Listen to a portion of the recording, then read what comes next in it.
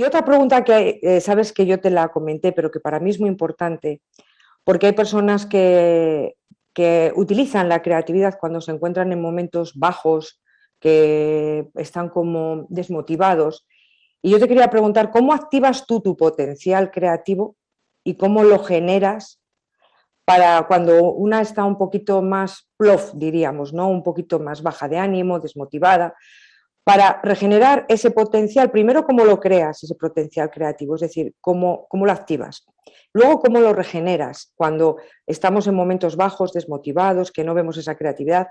Para aportar tu propia creatividad, dándotela a ti, pero también dándose a los demás como impulso, como hiciste conmigo, para que puedan crear.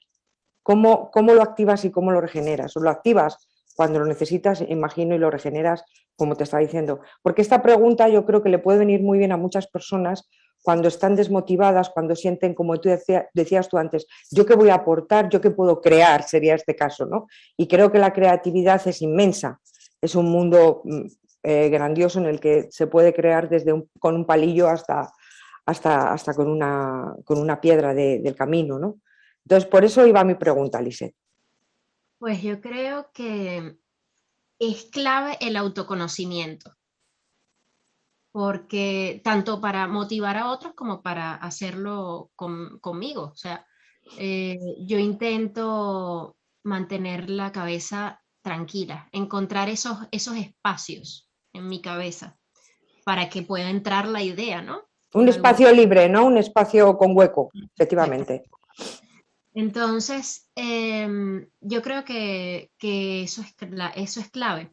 En cuanto a los demás, es más el hacer que la gente conecte con sus propias capacidades creativas. Y eso también es a través del autoconocimiento. Primero, yo intento conocer a esa persona, empatizo con ella, le veo los potenciales que esa persona generalmente no se ve y luego se los muestro, intento mostrarle cómo se ve ella a través de mis ojos, como hice contigo.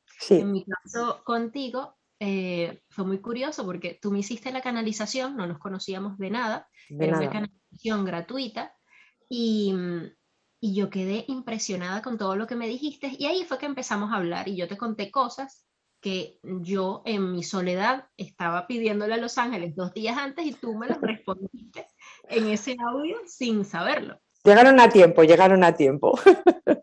Totalmente. Entonces, ya hablando contigo, no sé, una cosa llevaba a otra, las dos hablamos muchísimo, me di cuenta que sabías un montón, eres una enciclopedia.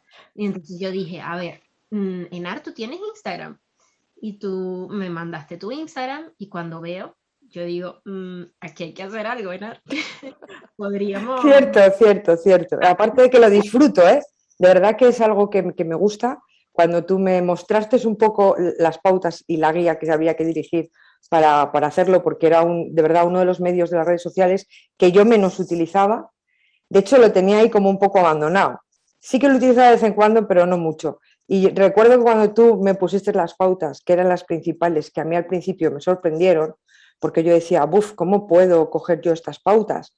Pero luego me di cuenta que poco a poco, al principio yo tenía que seguir tus pautas, evidentemente, porque si no, no podía centrar lo que quería hacer. Pero luego al principio yo pensaba casi por ti, o sea, como pensabas tú al hacerlo, ¿no? Y luego me di cuenta de que no, de que todo eso iba fluyendo y tú lo que estabas haciendo en mí era que saliera mi propia creatividad.